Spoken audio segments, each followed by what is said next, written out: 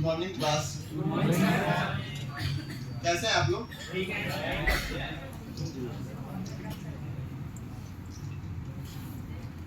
लग रहा है कि एक्साइटेड नहीं है कुछ सीखने के लिए। आवाज दिख नहीं रही है ना आप लोग की। बोल रहा हूँ कि जैसे आप लोग जानते हैं ना कि हर एक रिश्ते का एक फाउंडेशन होता है। वो जानते हैं एक रिश्ता के बीच में जो फाउंडेशन होता है वो बनता है, वैसे ही हर एक इंडस्ट्री में कोई भी चीज बनाने के लिए एक जोड़ बनता है। इसलिए उस फाउंडेशन के थ्रू हम आज जॉइंट्स के बारे में पढ़ेंगे, ठीक है? तो जॉइंट तो बेसिकली जॉइंट 5 प्रकार के होते हैं। जैसे आपका हो गया वेल्डिंग जॉइंट्स, उसके बाद हो गया रिवेटिंग, उसके बाद हो गया नट बोल्ट और उसके बाद हो गया पिनिंग, ठीक है? अब इसके अंदर हम वेल्डिंग जॉइंट्स पढ़ेंगे, ठीक है? ठीक।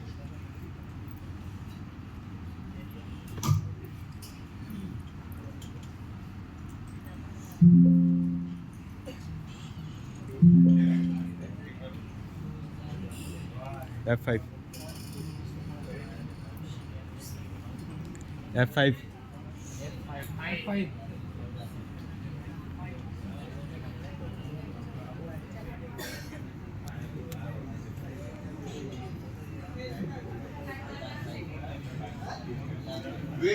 वेल्डिंग जॉइंट है क्या? वेल्डिंग जॉइंट एक जोड़ने की प्रक्रिया है जिसमें जोड़ को एक प्रेशर द्वारा या फिर हीट के द्वारा जोड़ा जाता है। जॉइंट से कई प्रकार होते हैं, ठीक है? यहाँ पे दिया गया है कि यहाँ पे प्रस्तुति वेल्डिंग जोड़ों की विभिन्न तकनीकों और उसके अनुप्रयोगों पर, मतलब जोड़ का कौन सा तकनीक कहाँ पे यूज करते हैं हम उसके बारे में बताऊंगा मैं आपको। देखिए जॉइंट्स तो आप लोग यहाँ पे हैं, हमको लगता है 6 मंथ होने वाले हैं कोलकाता में। 6 मंथ हो गए ना? अभी हुए नहीं है। तो आप लोग यहाँ पे हावड़ा ब्रिज के बारे में जानते ही होंगे, जानते हैं ना?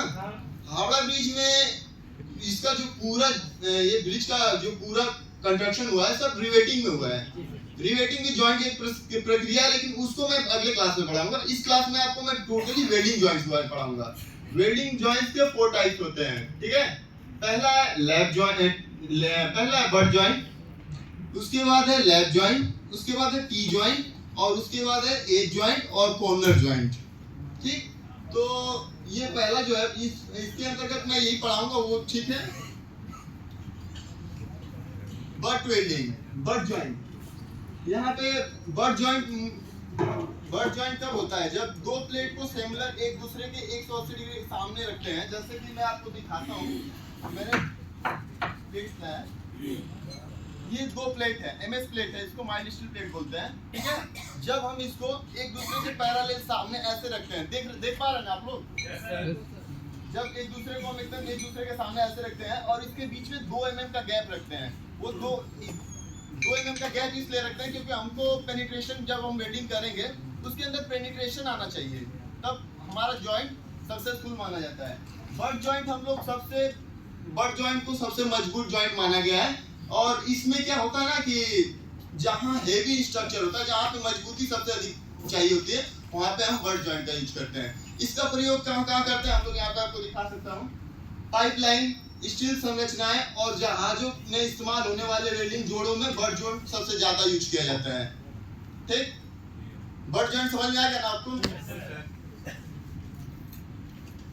इसके बाद हम लोग पढ़ेंगे लैप जॉइंट। कुछ जॉइंट का सेम वही प्रोसेस है, मेटल का जोड़ने की प्रक्रिया मैं आपको बता चुका हूँ। अब देखिए लैप जॉइंट में थोड़ा सा चेंज हो रहा है। लैप जॉइंट में क्या हो रहा है कि जो मेटल हम लोग बट जॉइंट में ऐसे जोड़ते थे उसको एक दूसरे के ऊपर ओवरलैप कर देंगे।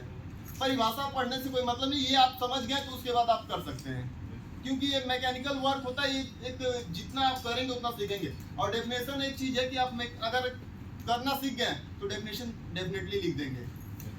आप सहमत है ना इस बात से हमारे? देखिए ये जो 2 मेटल प्लेट है, इसको एक दूसरे के ऊपर ओवरलैप कर रहे हैं, इसके ऊपर रख रहे हैं ऐसे, और यहाँ पे टैकिंग करके इसको यहाँ से फिलेट रॉड से भर देंगे, तो ये हो गया लैप जॉइंट। किसी को प्रॉब्लम?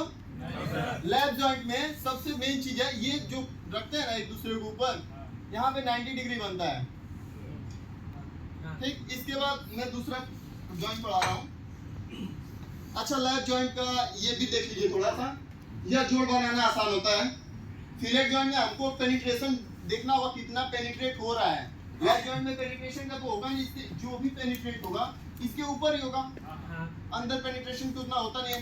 ये बट जॉइंट से कमजोर होता है, सबसे मेन चीज है ये, बट जॉइंट से कमजोर होता है और इसका उपयोग भी जोड़ने के लिए करते हैं। नेक्स्ट, ये है टी जॉइंट।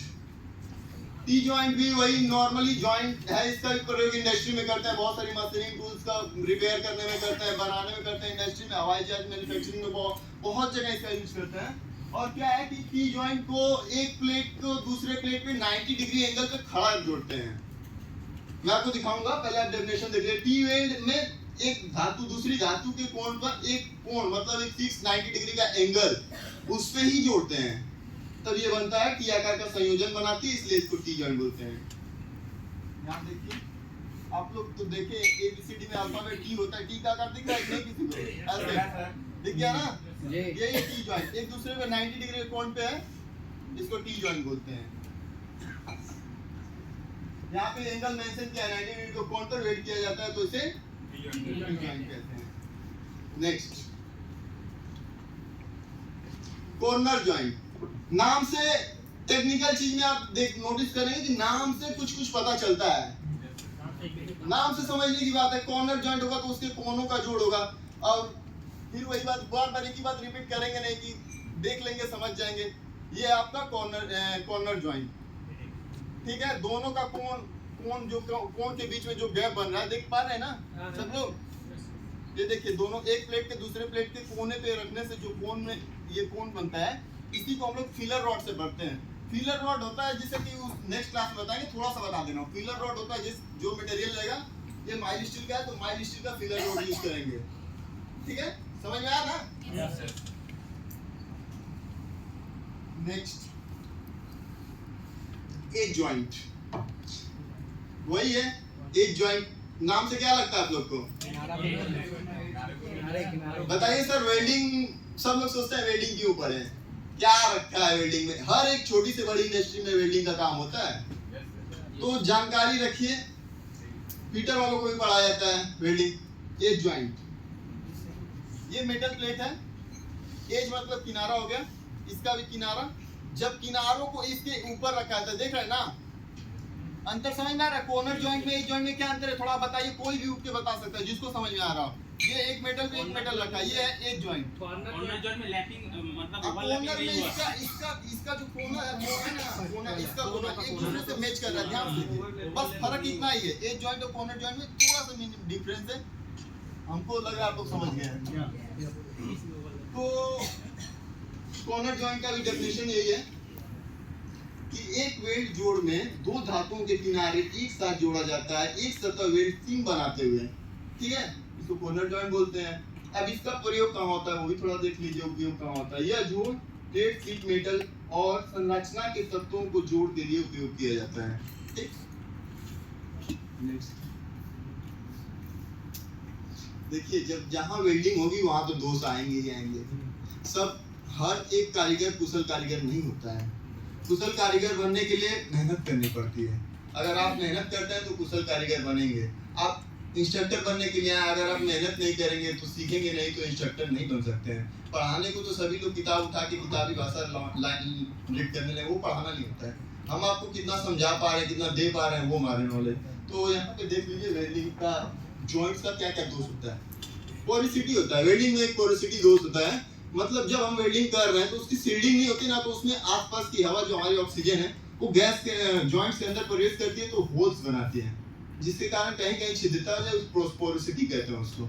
ये रहा क्रैक। वेल्डिंग कर रहे हैं, वेल्डिंग में जो दरारें उत्पन्न होती है, कभी कभी करंट की उचित सप्लाई नहीं होने पे, मतलब हम ज्यादा करंट दे रहे हैं या कम करंट दे रहे हैं, दोनों में प्रॉब्लम्स होगी।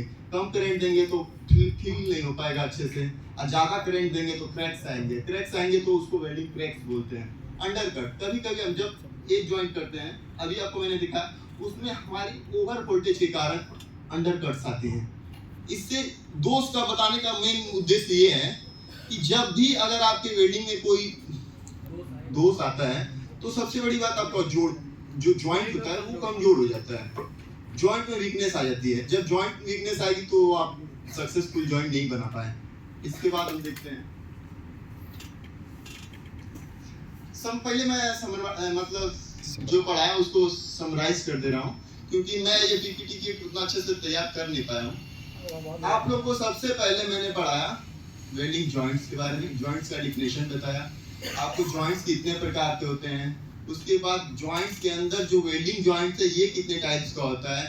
उसके बाद मैंने 4 टाइप्स 5 के मतलब 4 जॉइंट के जो मेन टाइप्स है उसका डिस्क्राइब किया। और आप लोगों को सबको समझ में आ गया ना? उम्मीद करता हूँ आ गया। तो मेरा जो ज़्यादा हार्ड सवाल नहीं है, ये 2 सवाल है, इसका जवाब दीजिए, पढ़िए इसको। नीचे दिए गए विकल्पों में से कौन सा वेल्डिंग जॉइंट नहीं है? यस, आपका सही जवाब है। नेक्स्ट क्वेश्चन, रूट गैप में बीच की दूरी को क्या कहते हैं हम लोग? सॉरी, रूट गैप में किसके बीच की दूरी को कहते हैं? बताइए।